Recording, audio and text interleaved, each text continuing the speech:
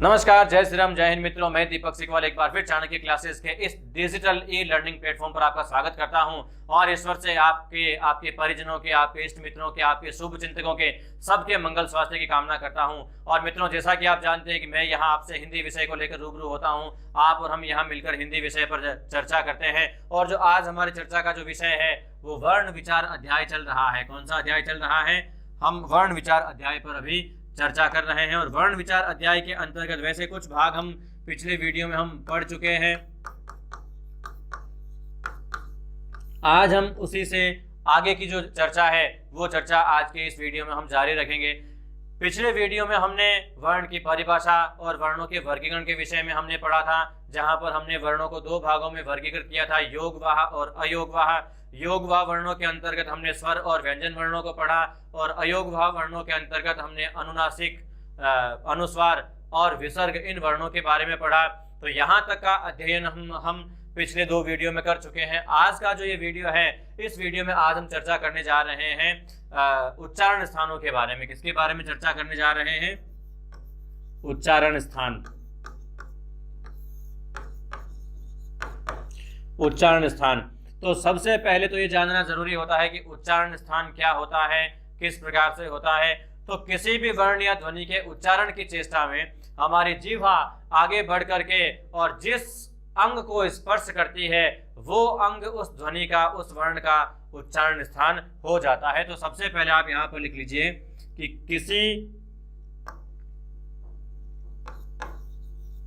किसी वर्ण या ध्वनि के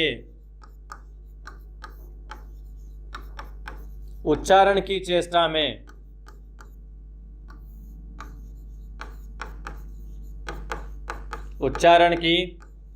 में जिह्वा मुख विवर के भीतर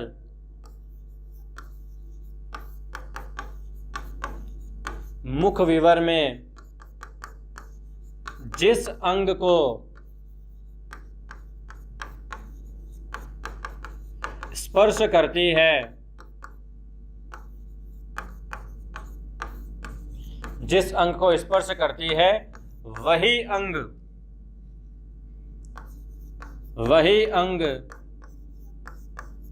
उस ध्वनि या वर्ण का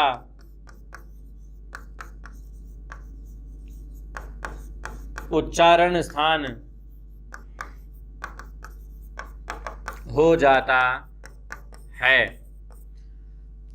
किसी भी ध्वनि का उच्चारण करवाने में जो सर्वाधिक महत्वपूर्ण अंग है वो अंग होता है जीभ या जीवा। और जीवा मुख विवर के भीतर के अलग अलग अंगों को अलग अलग ध्वनियों के उच्चारण के समय स्पर्श करती रहती है। हम भले ही महसूस ना कर सकें, लेकिन जब हम थोड़ा सा इस बात को ध्यान में रखते हुए कि किसी भी वर्ण ध्वनि के उच्चारण में जीवा कहाँ स्पर्श करती है, तो निश्चित रूप से वो अंग भी हमारी पकड़ में आ जाएंगे, हमें उन अंगों के बारे में भी जानकारी मिल जाएगी। तो जीवा जिस अंग को स्पर्श करती है, मुख विवर के भीतर जिस भाग को टच करती है, छूती है, वही अंग उस ध्वनि का उत्तरदायी अंग हो जाता है या वही अंग उस ध्वनि का उच्चारण स्थान हो जाता है। तो इस प्रकार से ये उच्चारण स्थान के कौन कौन से, इन तमाम बातों के विषय में आज हम यहाँ पर चर्चा करने वाले हैं। कितने उच्चारण स्थान बताए गए हैं, मूल संस्कृत व्याकरण में कितने उच्चारण स्थान बताए गए हैं और हिंदी में और कितने नए उच्चारण स्थान जो है वो प्रयुक्त हुए हैं। यानी कि संस्कृत में कोई वर्ण किसी अलग अंग से उच्चारित होता था, तो हिंदी में आते आते वो वर्ण किस अंग को स्पर्श करते हुए उच्चारित होने लगा। इन तमाम तथ्यों के बारे में हम यहाँ पर बहुत ही विश्लेषणात्मक अध्ययन करने वाले हैं आज के इस वीडियो में मित्रों। तो हम बात करते हैं उच्चारण अंगों के बारे में। तो जो पहला अंग है उच्चारण का वो कंठ हो जाता है। कौन सा अंग हो जाता है? हम पहले जिस अंग के बारे में पढ़ेंगे वो कौन सा अंग हो जाएगा? कंठ। और इसका जो सूत्र है वो संस्कृत में इसका सूत्र बताया गया है, अकुह विसर्जनीयानाम कंठः। क्या हो जाता है? अकुह विसर्जनीयानाम कंठः।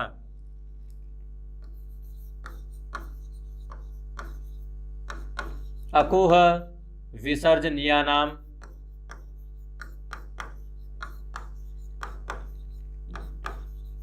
अकुह विसर्जनीयानाम कंठः। ये एक संस्कृत का सूत्र हो जाता है। यहाँ पर हमारा प्रयोजन संस्कृत का अध्ययन करने का नहीं है, लेकिन मित्रों संस्कृत के इन सूत्रों में जो भाषा की जो एक महानतम जो एक विशिष्ट जानकारी छिपी हुई है, उनका अध्ययन हम बहुत ही विश्लेषणात्मक और बहुत ही सटीक ढंग से कर सकते हैं। संस्कृत भाषा जो है वो विश्व की सबसे श्रेष्ठ वैज्ञानिक भाषा कही जाती है, तो इसीलिए हम यहाँ पर इन संस्कृत सूत्रों की सहायता लेते हुए हिंदी में हम इनका पुनः रूपांतरण करते हुए हम इसका अध्ययन करेंगे। सूत्र को समझने का जो तरीका है वो मैं आपको यहाँ पर बता देता हूँ कि इसमें जो पहला आया है अ, इसका मतलब यहाँ ह्रस्व दीर्घ दोनों स्वर आ जाएंगे अ और आ।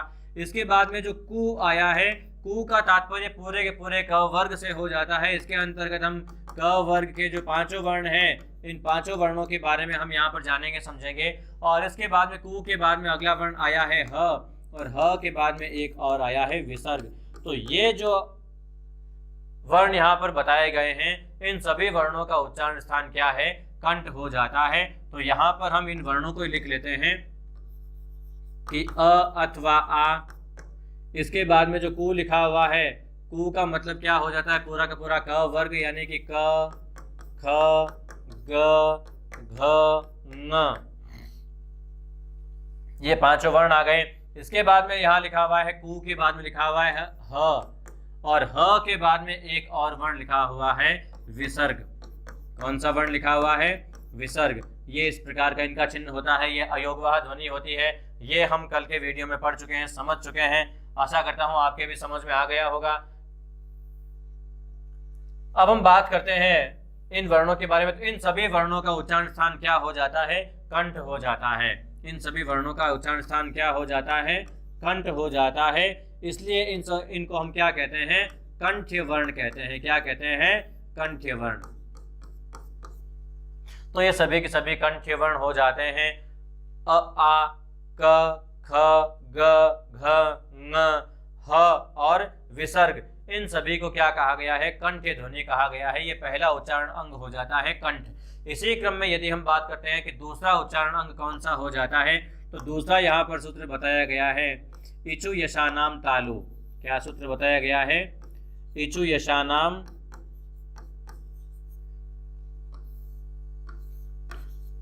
तालु। संस्कृत भाषा की एक ये खूबी है कि इसमें जो सूत्र लिखे गए हैं वो सूत्र सांकेतिक हैं, और यदि उन संकेतों को यदि हम पढ़ना सीख लें तो मित्रों कहीं पर भी कोई गलती हमसे नहीं होती है। हम किसी चौराहे पर जाते हैं जहां चार रास्ते निकलते हैं, और वहां पर हमें जिस किसी स्थान की ओर जाना है, यदि उस स्थान को चिन्हित करके और ऐसा संकेत का एक बोर्ड लगाया हुआ होता है, तो क्या हम दूसरा कोई रास्ता पकड़ेंगे, नहीं पकड़ेंगे। निश्चित रूप से हम इसी संकेत का अनुसरण करते हुए जो निर्दिष्ट दिशा है हम उसी की ओर आगे बढ़ेंगे। तो इसी प्रकार मित्रों यहाँ पर भी हमें इन्हीं संकेतों को पढ़ना है, इन्हीं संकेतों को समझना है। इन संकेतों को समझ करके यदि हम अध्ययन करते हैं तो निश्चित रूप से कहीं एक वर्ण भी पीछे छूटने की जो संभावना है वो नहीं रह जाती है। मित्रों यहाँ पर आप देखते हैं कि जो पहला स्वर आया है वो आया है ई, तो इसका तात्पर्य हम यहाँ पर क्या लेंगे, ह्रस्व और दीर्घ इन दोनों स्वरों से लेंगे। तो यहाँ पर आप देखते हैं कि हमने लिख लिया है ई, ह्रस्व भी लिख लिया है और दीर्घ भी लिख लिया है। इसके बाद में यहाँ जो चू लिखा हुआ है, इस चू का तात्पर्य हम पूरे के पूरे च वर्ग से समझेंगे। क्या हो जाएगा, च छ ज झ और य। ये जो पूरे के पूरे वर्ण है ये हम यहाँ पर लिख लेते हैं, जो कि चू वर्ग के अंतर्गत ये पूरा का पूरा च वर्ग आ गया है। इसके बाद में लिखा हुआ है य, और इसके बाद में क्या लिखा हुआ है, श। श तालव्य श कहते हैं इसको। यही श यानी शंकर वाला श आप जिसको पढ़ते हैं वो श कौन सा है, तालव्य श हो जाता है।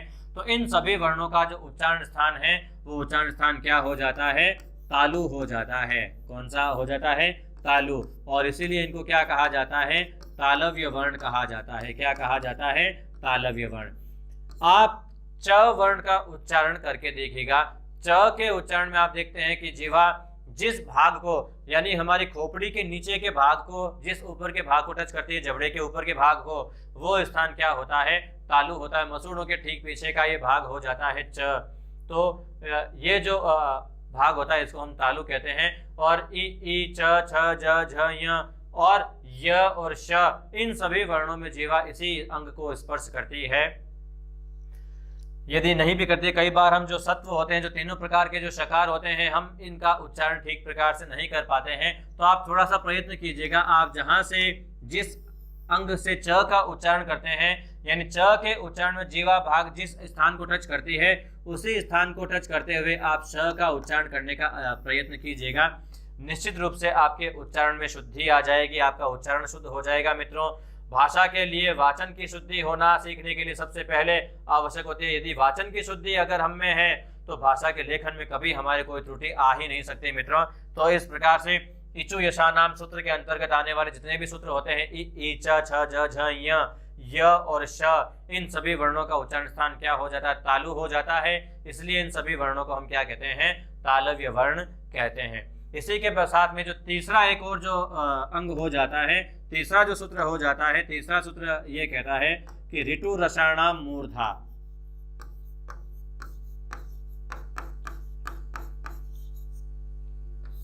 ऋतु रसाणाम मूर्धा,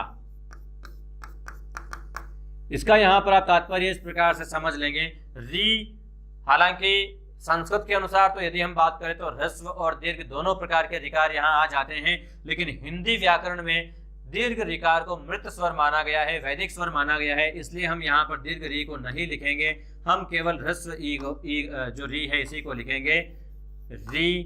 और री के बाद में टू वर्ग। अब आप समझ चुके होंगे कि टू वर्ग का यहाँ पर क्या तात्पर्य हो जाता है। टू वर्ग का, टू का तात्पर्य यहाँ पर पूरे के पूरे ट वर्ग से हो जाता है। तो इसके अंतर्गत आने वाले वर्ण कौन कौन से हो जाएंगे? ट, ठ, ड, ढ और ण, ये सभी के सभी वर्ण हो जाते हैं। टू के बाद में लिखा हुआ है र और र के बाद में लिखा हुआ है श। तो अब आप जानते हैं कि इन सभी वर्णों का उच्चारण स्थान क्या हो जाता है? मूर्धा हो जाता है। क्या हो जाता है? मूर्धा। इसलिए इन सभी वर्णों को हम क्या क्या क्या कहते हैं? मूर्धन्य वर्ण कहते हैं। क्या कहते हैं? मूर्धन्य वर्ण कहते हैं। तो ये सभी के सभी वर्ण क्या हो जाते हैं? मूर्धन्य हो जाते हैं। अब मूर्धा कौन सा उच्चारण अंग होता है? मुंह के किस भाग को मूर्धा कहते हैं? तो आप ट का उच्चारण कीजिएगा। जीभ पीछे की तरफ मुड़कर के जिस ऊपर के भाग को टच करती है, तालू के जो पीछे का भाग होता है, यानी कि हमारी खोपड़ी के नीचे का जो भाग होता है वो तो होता है तालू, और हमारे कपाल के नीचे का जो भाग होता है वो भाग कौन सा होता है? मूर्धा होता है। मित्रों, तो कपाल के नीचे का जो भाग है जबड़े के अंदर, ऊपर के जबड़े में, उस भाग को हम क्या कहते हैं? मूर्धा कहते हैं। आप ट का उच्चारण कीजिए, री का उच्चारण कीजिए, पूरे के पूरे ट वर्ग का उच्चारण कीजिए। र के उच्चारण में भी आप देखते हैं कि जीवा पीछे मुड़ करके उसी अंग को टच करती है, और उसी अंग की ओर जीवा को ले जाते हुए आप श का उच्चारण कीजिएगा। निश्चित रूप से आपके उच्चारण में शुद्धि आ जाएगी। तो इन सभी वर्णों को हम क्या कहते हैं? मूर्धन्य वर्ण कहते हैं। तो ये तीन सूत्र हम यहाँ पढ़ चुके हैं। हम चौथे सूत्र की ओर बढ़ते हैं। तो चौथा सूत्र क्या हो जाता है? चौथा जो सूत्र है, ये चौथा सूत्र हमें ये कहता है कि ऋतु लसानाम दंता। ऋतु लसानाम, तो ऋतु लसानाम के अंतर्गत आने वाले वर्ण कौन कौन से हो जाते हैं? ऋतु लसानाम,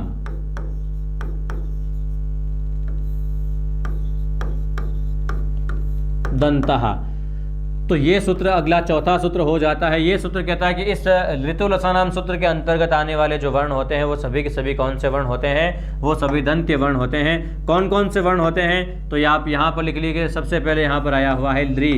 ली जो है इसे भी हिंदी व्याकरण में मृत स्वर की संज्ञा दी गई है। अभी हम यहाँ पर नीचे नोट के रूप में लिख लेंगे। ली के बाद में हो जाएगा तू।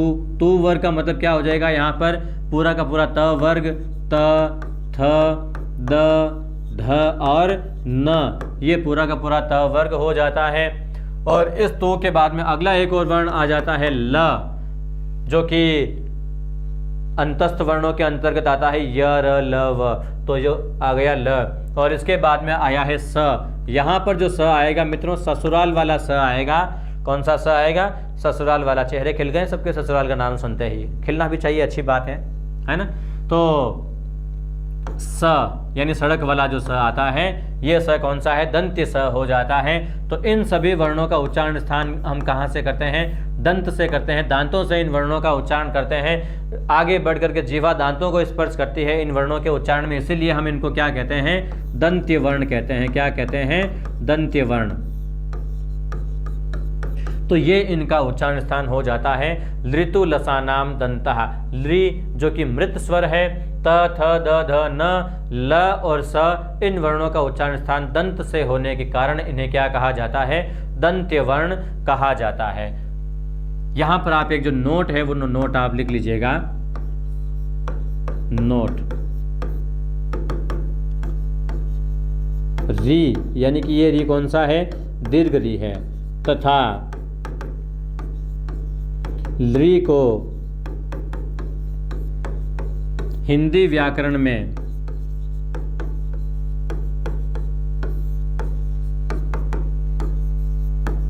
मृत स्वर या वैदिक स्वर के नाम से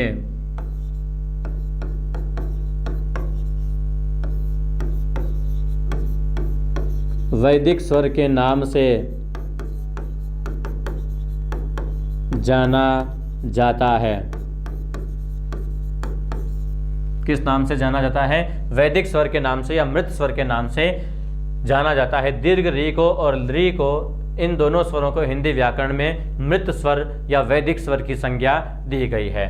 तो इस प्रकार आप इस चौथे सूत्र को भी अच्छी तरह से समझ चुके होंगे कि ऋतु लसा नाम यानी कि री, त, थ, द, ध, न, ल और स, इन वर्णों को क्या कहा गया है? दंत्य वर्ण कहा गया है, क्योंकि इनका उच्चारण स्थान क्या है? दांत हो जाता है। आगे हम बात करते हैं पांचवें सूत्र की। तो पांचवा जो सूत्र है, ये सूत्र कहता है उपपद्मान्यानाम ओष्ठो।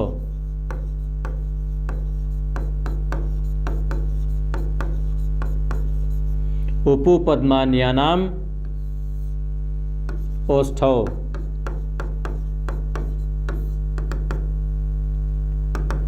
तो ये जो ओष्ठ्य वर्ण है, ये यहाँ इस सूत्र के अंतर्गत बताए गए हैं। कौन कौन से वर्ण ओष्ठ्य हो जाते हैं? तो यहाँ पर आप देखिएगा कि सबसे पहले उ आया है। उ का संकेत क्या है ये आप समझ चुके होंगे। ह्रस्व और दीर्घ दोनों उ स्वरों की ओर संकेत करने वाला ये वर्ण यहाँ हो जाता है। इसके बाद में जो पोपदमान ये जो पूरा शब्द दिया है, इस पूरे शब्द का ही तात्पर्य केवल प वर्ग होता है। पोपदमान का मतलब ही क्या होता है? प वर्ग होता है। तो प, फ, ब, भ और म, इन सभी वर्णों का उच्चारण स्थान क्या हो जाता है? ओष्ठ हो जाता है। क्या हो जाता है? ओष्ठ यानी कि होठ हो जाते हैं। जब हम इन वर्णों का उच्चारण करते हैं तो आप कहीं न कहीं देखते हैं कि प, फ, ब, भ, म, तो दोनों होठ एक दूसरे को स्पर्श करते हुए खुलते हैं, तो इन वर्णों का उच्चारण होता है। यानी कि ध्वनित वायु होठों के पीछे आकर रुक जाती है, जीवा जो है वो सामान्य स्तर पर आकर ठहर जाती है, और हवा का जो ठहराव होठों के पीछे होने और होठ खुलने के बाद में स्फोट के साथ इन वर्णों का उच्चारण होने के कारण इन वर्णों को क्या कहा गया है? ओष्ठ्य वर्ण कहा गया है। क्या कहा गया है? ओष्ठ्य वर्ण कहा गया है। तो इस प्रकार से ये ओष्ठ्य वर्ण हो जाते हैं। पांचवें सूत्र में हमने ओष्ठ्य वर्णों को पढ़ा है कि उ तथा प वर्ग यानी कि प, फ, ब, भ, म, इन वर्णों को क्या कहा जाता है? ओष्ठ्य वर्ण कहा जाता है। अच्छा, इसके बाद में जो अगला छठा सूत्र हो जाता है, छठा सूत्र हो जाता है यमगणनानाम नासिका।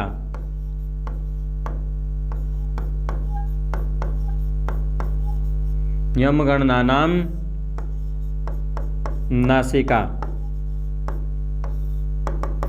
यमगणनानाम नासिका, इनको हम नासिकीय व्यंजन कहते हैं। नासिकीय व्यंजन कौन कौन से होते हैं? आप इन व्यंजनों को यहाँ पर एक बार देख लीजिए कौन कौन से होते हैं। यहाँ पर जो वर्ण दिए गए हैं, प्रत्येक वर्ग के पंचम वर्ण दिए गए हैं। सबसे पहले यदि हम क्रम की बात करें तो इनका जो क्रम हो जाता है, क वर्ग का पंचम वर्ण क्या हो जाता है?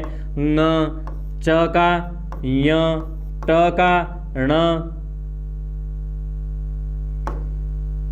त का, न और प का, म, इन सभी वर्णों का उच्चारण स्थान क्या हो जाता है?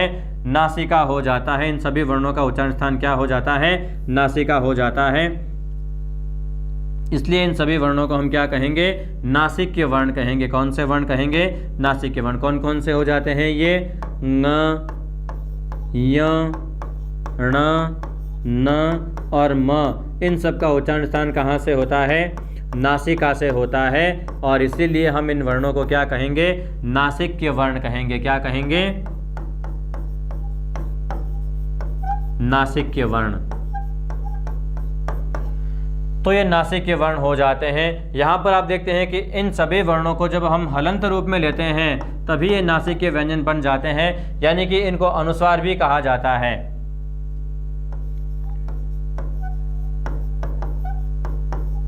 अनुस्वार भी नासिक्य ध्वनि ही है। अनुस्वार क्या होता है? अनुस्वार को हम इस प्रकार से अक्षर के ऊपर एक बिंदी के रूप में, शिरोबिंदु के रूप में हम लिखते हैं। तो ये जो वर्ण होते हैं, ये जो ध्वनि होती है, ये भी क्या होती है? नासिक्य ध्वनि होती है। आगे हम बात करते हैं अगले सूत्र के बारे में। तो आप देखते हैं यहाँ पर जो वर्गों के वर्ण होते हैं वो सभी के सभी वर्ण इन 6 सूत्रों में आ चुके हैं। आगे जो 7वां सूत्र कहता है, 7वां सूत्र ये कहता है कि अद्वैतो कंठ तालु। 7वां जो सूत्र है, 7वां सूत्र क्या कहता है? 7वां सूत्र ये कहता है कि अद्वैतो कंठ तालु।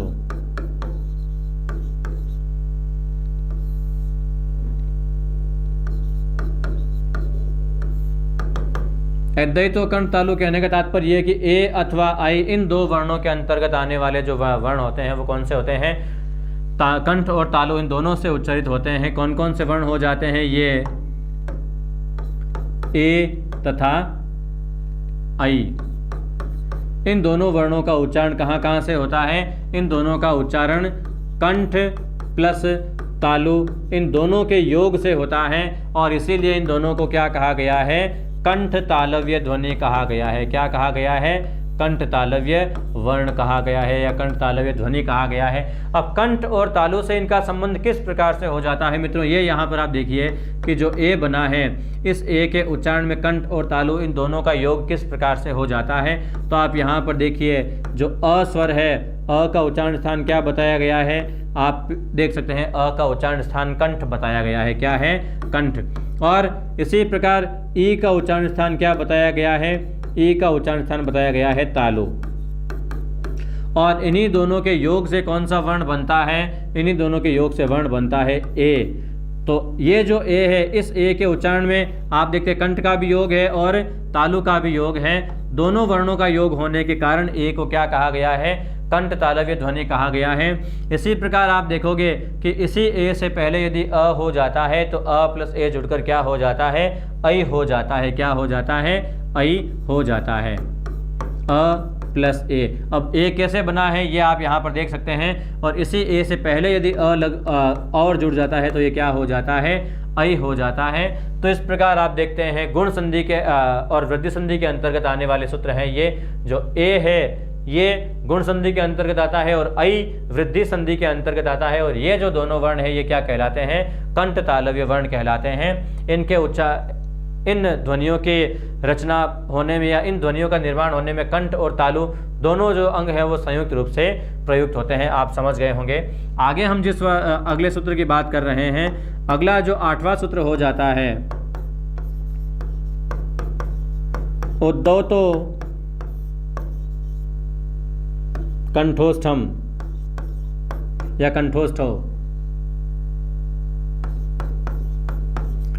उद्दौतो कंठोष्ठो। यहाँ पर बताया गया है उद्दौ, ओ तथा औ। कौन कौन से 2 स्वर यहाँ पर बताए गए हैं? पहला जो स्वर यहाँ बताया गया है, पहला स्वर बताया गया है ओ, और दूसरा स्वर क्या बताया गया है? औ बताया गया है। इन दोनों का उच्चारण स्थान कंठ प्लस ओष्ठ इन दोनों के संयोग से होता है। कंठ प्लस ओष्ठ इन दोनों के संयोग से होता है, और इसीलिए इन दोनों वर्णों को क्या कहा गया है? कंठोष्ठ्य वर्ण कहा गया है। क्या कहा गया है? कंठोष्ठ्य वर्ण।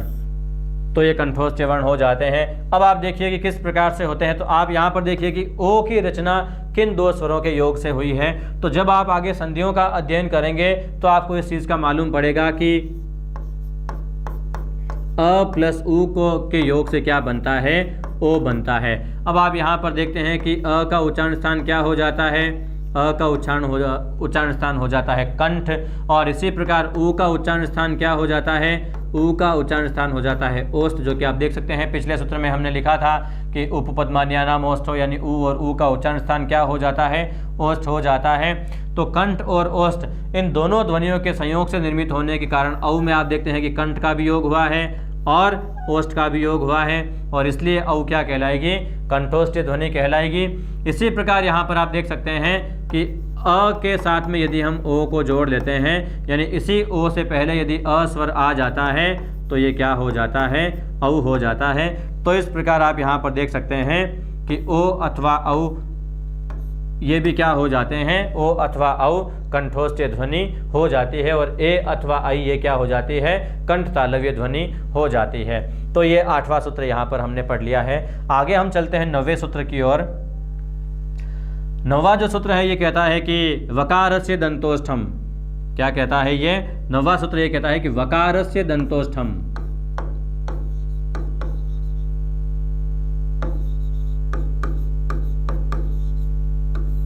वकारस्य दंतोष्ठम, यानी व की जो ध्वनि है, इस व की ध्वनि को दंत और ओष्ठ दोनों के योग से कहा जाता है। क्यों कहा जाता है? क्योंकि जीवा जो है वो आगे बढ़ करके दांतों को स्पर्श करती है। व के योग में आप देखेंगे कि जीभ जो है वो नीचे के जो दांत है, नीचे के जबड़े के जो दांत हैं, इन दांतों को आगे बढ़कर टच कर रही है व, और जो होठ है वो होठ गोलाकार रूप ले लेते हैं। तो जीभ दांतों का स्पर्श कर लेती है, होठ गोल हो जाते हैं, ध्वनि को आकार देते हैं, और इसी प्रकार से व की ध्वनि का उच्चारण होता है। तो इस कारण यहाँ पर विद्वानों ने जो ये व की ध्वनि है, इस व की ध्वनि को यहाँ पर क्या कहा गया है, दंतोष्ठीय ध्वनि कहा गया है। कौन सी ध्वनि कहा गया है? दंत प्लस ओष्ठ, इन दोनों के योग से इसका उच्चारण होने के कारण इसको क्या कहा गया है, दंतोष्ठीय ध्वनि कहा गया है। क्या कहा है? दंतोष्ठीय ध्वनि या दंतोष्ठीय वर्ण। तो इस प्रकार आप देखते हैं कि हमने 9 उच्चारण स्थानों को पढ़ लिया है। जो यहाँ पर 10वां उच्चारण स्थान हम पढ़ने जा रहे हैं, 10वां उच्चारण स्थान क्या हो जाता है? 10वां उच्चारण स्थान हो जाता है जिह्वामूलीयस्य जिह्वामूलीयम। जिह्वामूलीयस्य जिह्वामूलीयम।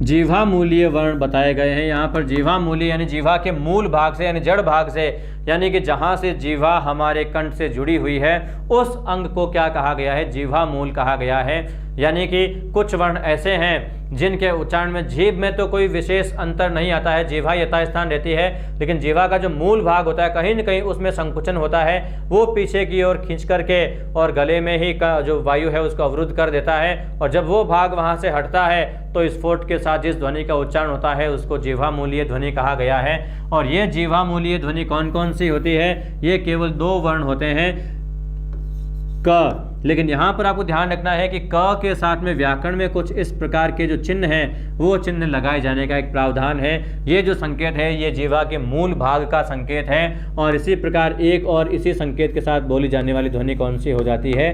ख हो जाती है। ख और ख, इन 2 वर्णों का उच्चारण स्थान क्या बताया गया है? कंठ बताया गया है। जीवा के पीछे के भाग को आप खींच करके और उसी को छोड़ने के साथ जो ध्वनि उच्चरित होती है वो क और ख जो है ये जीह्वामूलीय ध्वनि हो जाती है। तो इस प्रकार संस्कृत व्याकरण के अंतर्गत ये 10 महत्वपूर्ण उच्चारण के जो स्थान हैं वो बताए गए हैं। हम यहाँ पर हिंदी के अनुसार यदि उच्चारण स्थानों की बात करते हैं तो हिंदी के अनुसार ये उच्चारण स्थान किस प्रकार से हो जाते हैं, मैं यहाँ पर आपको वो भी बता देना चाहता हूँ। आप यहाँ पर देख लीजिएगा कि हिंदी व्याकरण के अनुसार यहाँ पर हम इसको एक नया नाम दे देते हैं। व्याकरण में भी ये नाम यहाँ पर दिया गया है, आपको कई जगह पर यह नाम प्राप्त हो सकता है। उच्चारण प्रयत्न के आधार पर वर्णों का उच्चारण स्थान।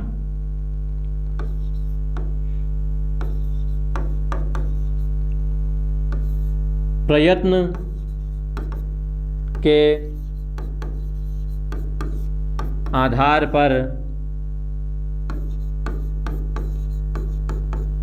वर्णों का उच्चारण स्थान।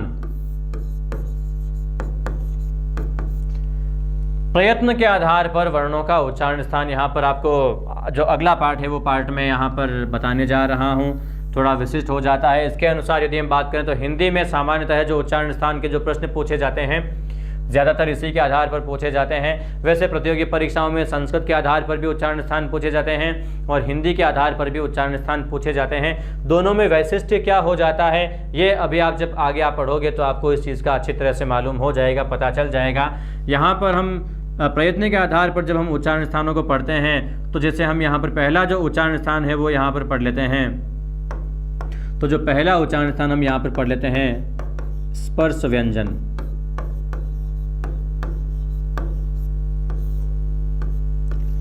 स्पर्श व्यंजन प्रयत्न के आधार पर कितने बताए गए हैं? केवल 20 बताए गए हैं। कितने बताए गए हैं? केवल 20 बताए गए हैं। संख्यात्मक दृष्टि से प्रयत्न के आधार पर उच्चारण स्थान के अंतर्गत स्पर्श व्यंजन में 20 व्यंजनों को ही सम्मिलित किया गया है। और वो 20 व्यंजन कौन कौन से हो जाते हैं? वो 20 व्यंजन आप यहाँ पर देख लीजिएगा कौन कौन से होते हैं। वो 20 व्यंजन हो जाएंगे क वर्ग, ट वर्ग,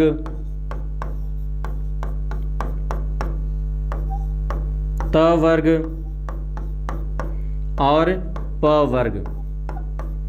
तो ये 4 महत्वपूर्ण उच्चारण स्थान हो जाते हैं स्पर्श व्यंजनों के आधार पर। ये बताए गए हैं। यहाँ पर आप देखते हैं कि च वर्ग को हमने छोड़ दिया है। क्यों छोड़ दिया है ये हम आपको आगे बताने वाले हैं। ये जो 20 वर्ण होते हैं कौन कौन से वर्ण होते हैं, पहले आप एक बार इनसे परिचित हो जाइएगा।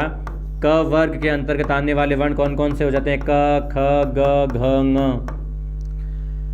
इसी प्रकार ट वर्ग के अंतर्गत आने वाले वर्ण ट, ठ, ड, ढ, ण। इसी प्रकार त वर्ग के अंतर्गत आने वाले वर्ण त, थ, द, ध और न, ये वर्ण हो जाते हैं। इसी प्रकार प वर्ग के अंतर्गत आने वाले वर्णों में प, फ, ब, भ और म, ये वर्ण हो जाते हैं। स्पर्श व्यंजन के अंतर्गत आने वाले वर्ण हो जाते हैं ये।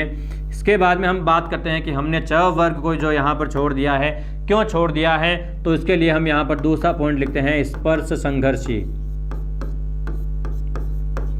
स्पर्श संघर्षी।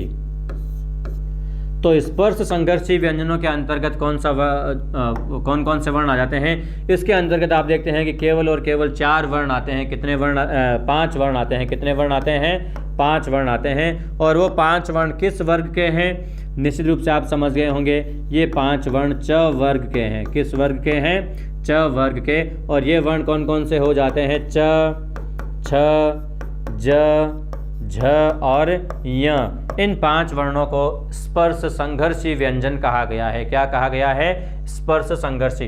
अब संघर्षी क्यों कहा गया है? क्योंकि इनमें जिह्वा तालु से बहुत ही सख्ती से चिपक जाती है, यानी इतने ज़बरदस्त चिपक जाती है कि जो प्रवाहित वायु होती है उसको कहीं न कहीं संघर्ष करते हुए, घर्षण करते हुए, एक तीव्र घर्षण के साथ यहाँ से प्रवाहित होना होता है। और इसीलिए इन वर्णों को क्या कहा गया है? संघर्षी, स्पर्श संघर्षी व्यंजन कहा गया है। इसके बाद में जो तीसरा पॉइंट हम पढ़ने जा रहे हैं, तीसरा पॉइंट ये हो जाता है संघर्षी व्यंजन। संघर्षी वर्ण। इन संघर्षी वर्णों को ऊष्म व्यंजन भी कहा जाता है। क्या कहा जाता है?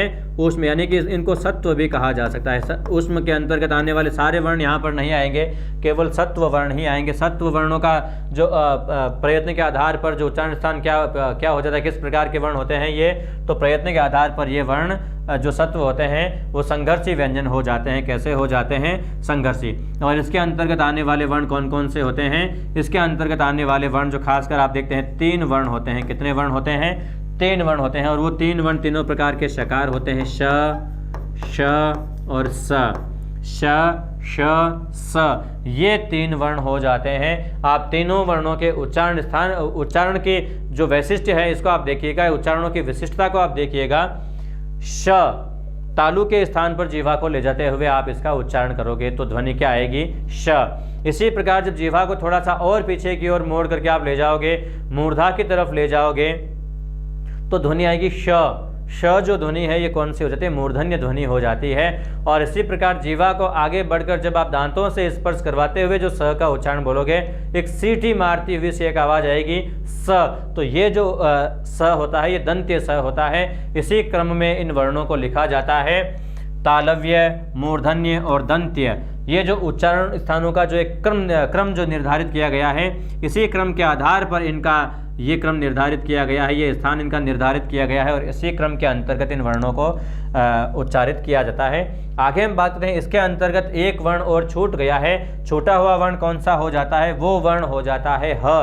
तो इस ह को हम किसके अंतर्गत लेते हैं? तो आप देखते हैं यहाँ पर जो चौथा सूत्र हम पढ़ने जा रहे हैं, चौथा सूत्र क्या कहता है?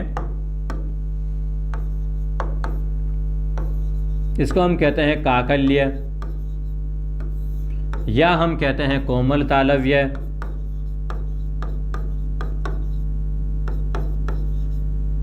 कोमल तालव्य, या हम इसको एक और नाम दे देते हैं अलिजीव्य। तो ये तीन अलग अलग नाम दिए जाते हैं। उच्चारण स्थानों के आधार पर हम इसको कंठ्य वर्ण भी कह सकते हैं। ये इतने सारे नाम यहाँ पर दिए जा सकते हैं इसको। और उच्चारण के लिए जो किए जाने वाली जो ध्वनियाँ हैं इसकी जो इसके अंतर्गत आती है वो केवल दो ध्वनियाँ आती हैं। इनमें से जो पहली ध्वनि हो जाती है, पहली ध्वनि क्या हो जाती है? ह, तथा जो दूसरी ध्वनि आती है वो क्या आ जाती है? विसर्ग की ध्वनि आ जाती है। किसकी ध्वनि आ जाती है? विसर्ग की। तो ह और विसर्ग इन दोनों का उच्चारण स्थान काकल्य, कोमल तालव्य, अलिजीव्य या कंठ्य कहा जा सकता है। अब ये काकल या कोमल तालु या अलिजीवा किसे कहते हैं? तो आप यहाँ पर देखिएगा, जब आप कांच के सामने अपने पूरे मुंह को खोलकर देखोगे तो गले के ऊपर एक लटकता हुआ छोटा सा एक जो भाग नजर आता है, उसी छोटे से भाग को काकल या अलिजीवा कहा जाता है। काकल या अलिजीवा कहा जाता है और उसी के उच्चारण से ह और विसर्ग का उच्चारण किया जाता है। यानी हवा का टकराव जो है वो सीधा उस अलिजीवा पर होता है और उसमें एक झनकार होने के साथ में ही ह और विसर्ग जैसी जो ध्वनियाँ हैं ये ध्वनियाँ वहाँ से निर्गमित होती है, उत्पन्न होती है। इसलिए इनको काकल्य या कोमल तालव्य ध्वनि भी कहा जाता है। आगे हम बात करते हैं, जो पांचवा पॉइंट आ जाता है इसके अंतर्गत। पांचवें पॉइंट के अंतर्गत हम पढ़ लेते हैं अर्धस्वर को। किसको पढ़ लेते हैं? अर्धस्वर। अर्धस्वर, हिंदी व्याकरण में अर्धस्वर के अंतर्गत केवल दो वर्णों को ही रखा गया है। कितने वर्णों को रखा गया है? दो वर्णों को।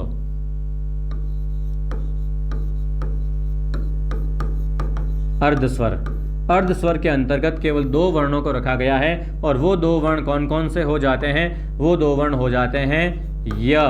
अब य को अर्धस्वर क्यों कहा गया है? क्योंकि य की जो रचना है, य की जो उत्पत्ति है वो दो स्वरों के योग से हुई है और वो दो स्वर कौन कौन से हो जाते हैं? ई प्लस अ। इन दोनों स्वरों के योग से लेकिन निर्मित ध्वनि व्यंजन हो जाती है, इसलिए इस व्यंजन को अर्धस्वर कहा जाता है क्योंकि आधे इन दो स्वरों के योग से इसकी रचना हुई है। इसी प्रकार हम बात करते हैं व की, तो व को भी अर्धस्वर क्यों कहा जाता है? क्योंकि इसकी रचना भी उ प्लस अ के योग से हुई है।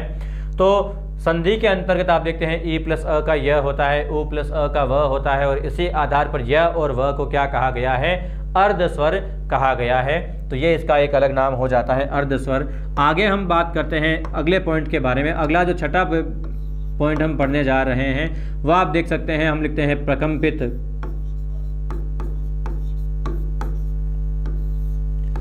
या लुंठित या ताड़नजात। ये तीन नाम यहाँ पर आपको दिए गए हैं, प्रकंपित वर्ण, लुंठित वर्ण या ताड़नजात वर्ण किसे कहते हैं? तो मित्रों निश्चित रूप से आप इन वर्णों के अंतर्गत आप कई बार कंफ्यूज हो जाते हैं। आपको बिल्कुल भी कंफ्यूज होने की ज़रूरत नहीं है। यहाँ जो प्रकंपित, लुंठित या ताड़नजात जो ध्वनि है ये एकमात्र होती है र की, क्योंकि र ध्वनि के उच्चारण में हम जीवा में एक वाइब्रेशन यानी कि कंपन उत्पन्न कर सकते हैं, जीवा में लुंठन हो जाता है और एक ताड़ना के साथ में यानी तीव्र चोट के साथ में इन वर्णों का उच्चारण किया जाता है, इसलिए इनको क्या कहा जाता है?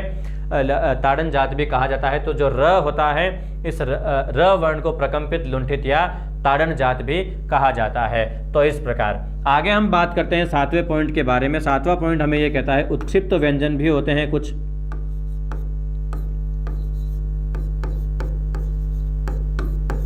उत्क्षिप्त या इन्हें प्रक्षिप्त व्यंजन भी कहा जा सकता है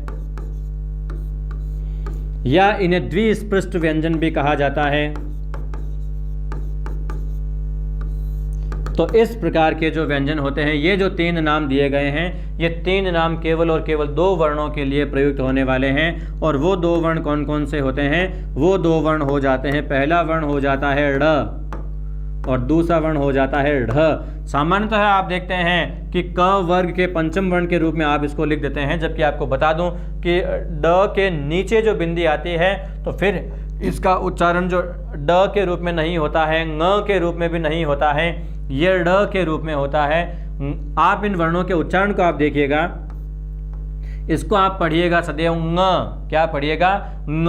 क वर्ग के पंचम वर्ण के रूप में आने वाला ये वर्ण होता है।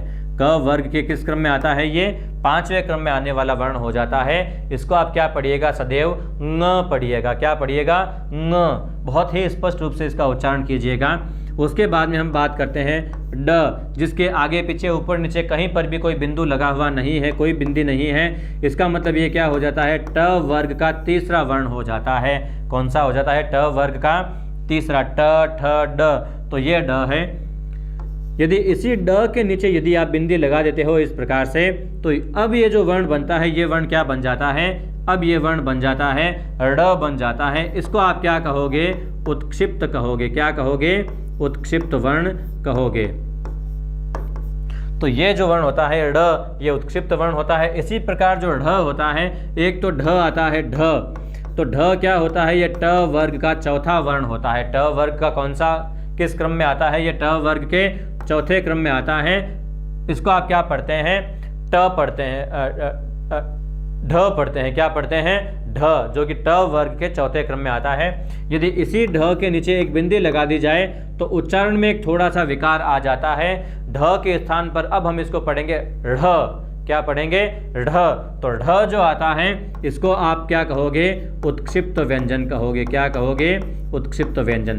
तो ड़ और ढ, ये जो 2 वर्ण होते हैं, ये क्या हो जाते हैं? उत्क्षिप्त, प्रक्षिप्त या द्विस्पृष्ट व्यंजन भी इनको कहा जा सकता है। आगे हम बात करते हैं अगले पॉइंट के बारे में।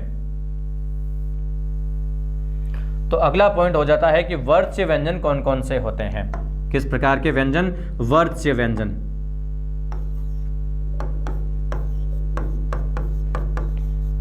वर्ज्य ध्वनि।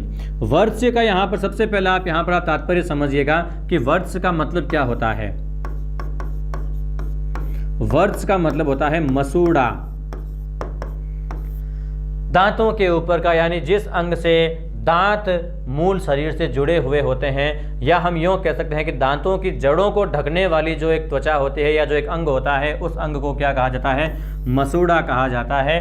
तो वर्ज्य यानी कि मसूड़ों से जो उच्चारित होने वाली जो ध्वनि है, वो ध्वनि कौन सी हो जाती है? आप यहाँ पर लिख लीजिएगा न, ल और ज,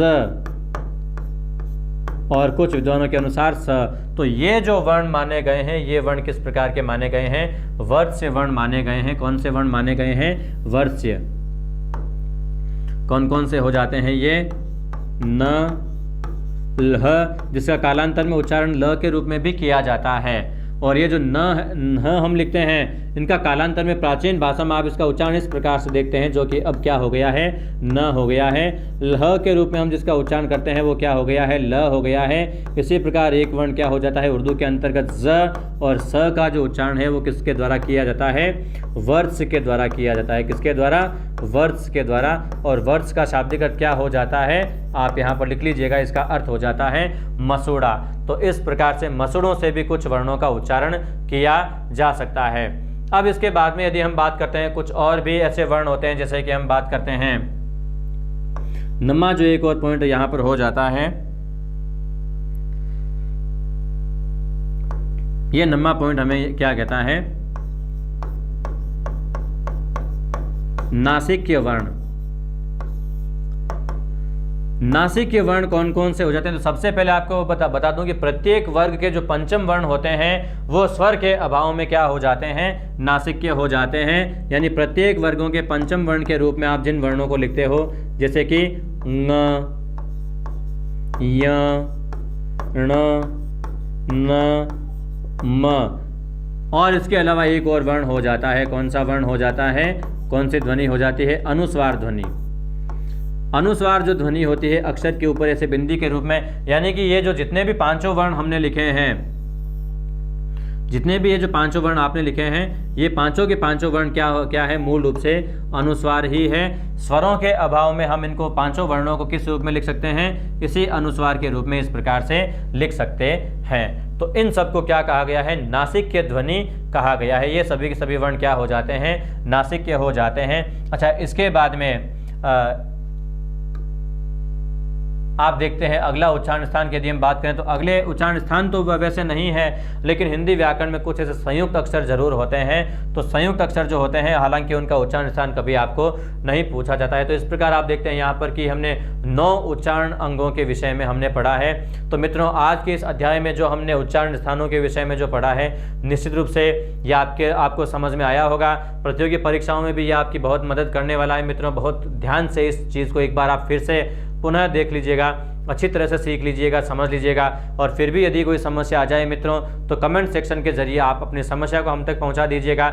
निश्चित रूप से जो समस्त चाणक्य परिवार है, ये आपकी परीक्षा से जुड़ी हुई हर एक कठिनाई को सुगम बनाने के लिए, आपकी हर कठिनाई को सरल करने के लिए ही ये प्लेटफॉर्म बनाया गया है। मित्रों, इसी के साथ आज मैं दीपक सिकवाल एक बार पुनः आपके उज्जवल भविष्य की कामना करते हुए अपनी वाणी को यहीं तक विराम देता हूं। धन्यवाद मित्रों।